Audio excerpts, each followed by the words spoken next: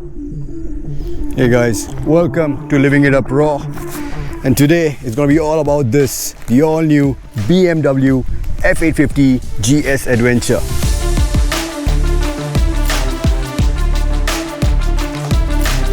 Now I know this looks familiar because this is very similar to the previous model. The only difference is that now on the engine front, this makes a little more power and torque. This is the same parallel twin 853cc motor, but now it pumps out 95 horses instead of 90 and 92 Newton meter of torque instead of 86 on the previous model. But the big news is that now this is offered only in the Pro variant, which means you get all the electronic bells and whistles that BMW is renowned for as standard. So start with, you get 4 riding modes. You have Road, Dynamic, Enduro and Enduro Pro, which means that you also get ABS Pro as standard, which is nothing but cornering ABS and the fact that you can switch off the rear ABS when you go off-road. And in terms of creature comforts, you get pretty much everything under the sun. You have heated grips, you get auxiliary lights, you get cruise control, you have semi-active rear suspension at the back, you get a quick shifter and auto blipper as standard. This is a keyless ride, you get all LED lighting, a 6.5-inch TFT display, you get comfort seats and adjustable levels. And living up to its adventure tag, you also get a 21-inch front and a 17-inch rear that give you 248 mm of ground clearance. You get tubeless spoke wheels, you have 230 mm of travel up front. Out here, you have 215 at the back.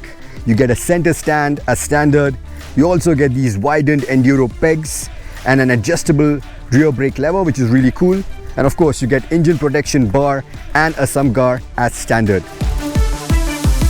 So the only differentiating factor between this and the F850GS is the fact that this one has a 23-litre tank while the GS gets a 15-litre tank, which also means that this weighs in on a much heavier side. This is 248 kgs wet, while the GS comes in at 233 kgs. With these comfort seats as standard, the seat height is now at a very daunting 875 mm, whereas on the F850GS, it stands at 860 mm. But then again, as is the case with BMW, this can be lowered. You have a lower seat, which brings it down to 835 mm, or you can go for the lowering kit, which can make it as low as 815 mm. But other than that, in terms of specs, the F850GS and the GS Adventure are exactly the same.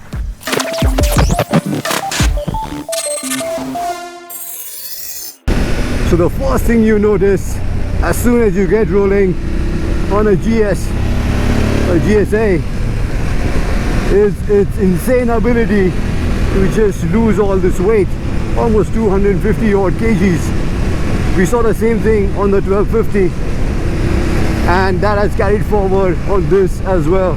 I don't know how BMW does it.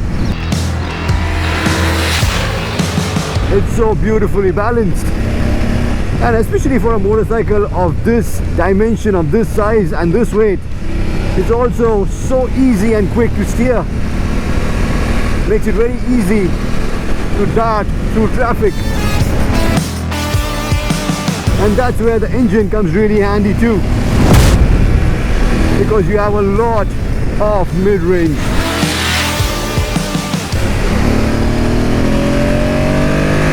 Yeah baby.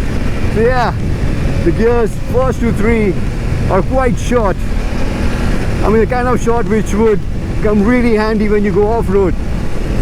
So all you need in the city is the 3rd gear, because the engine is very tractable with all the mid-range.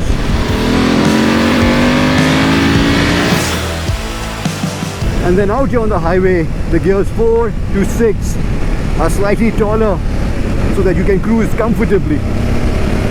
And that's where the mid-range also comes really handy, because even in the 5th gear, all you need to do is be above 4500 RPM, like that, and it will pull through and get past anything that's in front of you very easily. But the 6th gear here is definitely overdrive. In terms of vibrations, yeah, in the first 3 gears, the counterbalancers are hard at work to keep the vibes at bay, because there is a decent amount of buzz on the foot pegs from around 4500 RPM. But then as soon as you shift up the gears in the 5th or 6th gear, it becomes much better. Because even if you're cruising at 140, 150 odd kilometers, you can barely feel any vibrations, any buzz on the pegs, which is exactly what you require. And one of the main reasons why you can do these crazy speeds, you can actually cruise at 150 on the right stretch of road, is because of this windscreen. This is one of the few windscreens that I have come across which does a really good job of protecting you from the wind blasts and also reducing the buffeting. And I also like how easy it is to change down position, which is great when you are standing up and looking down, when you're going off-road, and when you're on the highway, just take it up and you're protected from the wind blast. Very well done. And then of course you have the ride quality. To be honest, I was quite disappointed that the forks here are not adjustable at all. But to be fair, they have been doing a fantastic job so far. They are really supple, absorbing everything that the road's been throwing at us. And then you have the rear, which is semi-active, which changes the damping as per the road surface. And of course you can also tweak it as per your preference at the touch of a button. So as you can see, I'm riding right now in the road mode, which offers a more supple ride quality, and the load is for a rider and luggage. That's where we are at, and it's working perfectly. Really impressed with the ride quality. Also really like the ergonomics. You're sitting here nice and comfortable, upright position. The handlebar, the reach of the handlebar is nice and easy. I like the view that you command sitting higher up. There's a lot of room for you to move around. So yeah, ergonomically it's great. Even the seat, this is a comfortable seat which BMW has offered on the GSA as standard, which means there's a lot of padding. It's been designed for long hours in the saddle, and it definitely seems to work.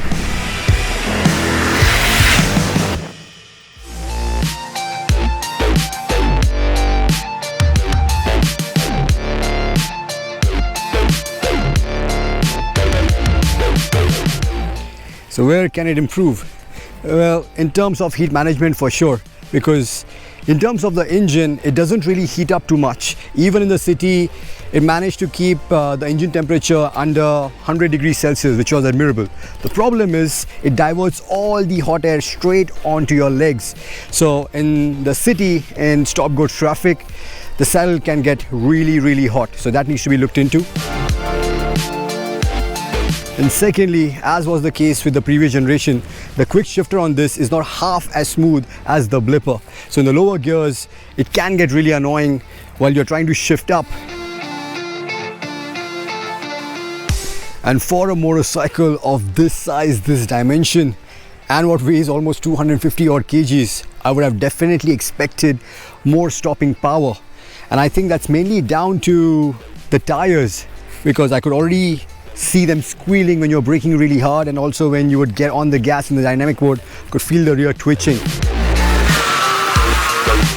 And that's a shame really, because for the small stint which we did off-road, I love the poise, I love the control, I love how natural it felt to stand up and ride.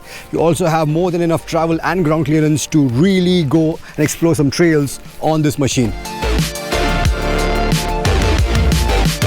But then again, it's going to pinch you half as much to invest in a set of really good dual purpose tires, because the price at which BMW have launched this is insane. You can buy this GSA Pro variant at 13.25 lakhs. That's 3 lakhs cheaper than the previous model, 2.25 lakhs cheaper than Triumph Tiger 900 Rally Pro model, and over 3 lakhs cheaper than the Ducati Multistrada V2. The kind of pricing that will see you happily deal with the heat and use the clutch for your upshift looking at the colossal value and promise that the GSA, the F850GSA, brings to the table.